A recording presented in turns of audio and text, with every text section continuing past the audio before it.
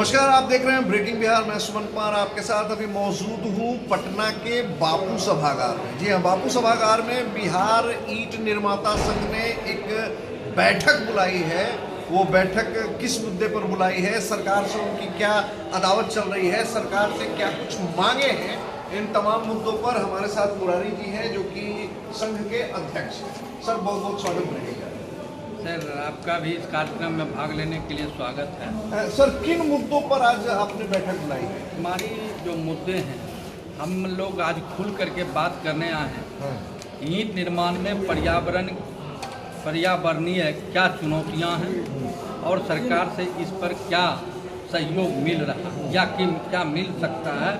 एक हम लोग आपसी परिचर्चा कार्यक्रम रखे हैं जिसमें सरकार के माननीय उप मुख्यमंत्री जी विजय कुमार सिन्हा जी और माननीय गृह राज्य मंत्री नित्यानंद राय जी भी और सरवन बाबू भी आए हुए हैं और बहुत सारे मंत्री लोग आ रहे हैं। इसमें हमारा जो मुद्दा ये है, ये सरकार बार बार कर रही है कि पर्यावरण को लेकर के ईंट निर्माण जो है बहुत बड़ी समस्या है। तो वो आज हम चाहते हैं कि खुल करके बात हो, एक संवाद हो कि क्या सच्चाई है। कि सरकार के सामने सच्चाई आनी जरूरी है और कई विकल्प ऐसे हैं ईंट निर्माण के कार्य में जो सरकार यदि उसको लागू करे या उस पर प्रयास करे, ईंट निर्माण का कार्य बहुत ही बिना किसी भी नुकसान के बहुत हद तक प्राप्त किया जा सकता है। बीच में जैसे चर्चा चल रही थी कि सरकार की लग रही है कि मंशा है कि लाल ईंट का जो निर्माण से जितनी भी चिमनियाँ हैं, लाल ईंट के निर्माण को हतोत्साहित करना और उसके साथ में जो आजकल सीमेंटेड ब्रिक्स की बातें चल रही हैं उसको प्रोत्साहित करना, लगातार उसके फायदे और लाल ईंट के नुकसान बताए जा रहे हैं। तो कितने लोग इससे प्रभावित हो जाएंगे? सच्चाई ये है कि लोग तो बहुत सारे इस व्यवसाय से रोजगार पा रहे हैं। जहाँ तक संबंधित फ्लाई ऐश की बात है तो पूरे यूरोपियन कंट्री में पहले जो है सो लाल ईंट को रोक करके फ्लाई ऐश को बढ़ावा दिया जा रहा था, लेकिन विगत 25 सालों से यूरोपियन कंट्री में या और जगह के जो कंट्री हैं उनमें जो है सो अब फ्लाई ऐश के दुष्प्रभाव को देख करके लाल ईंट को अब बढ़ावा दिया जाने लगा है। लेकिन भारत सरकार बहुत पीछे चल रही है, जो अभी इस पर रिसर्च नहीं किया।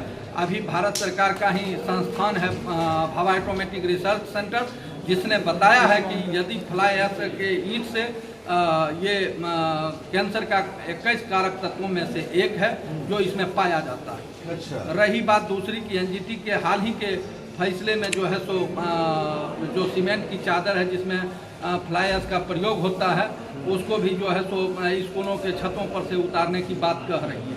तो इस पर एक समग्र चर्चा की जानी चाहिए, जिसके लिए मंच बिहार ईंट निर्माता संघ ने उपलब्ध करवाया है।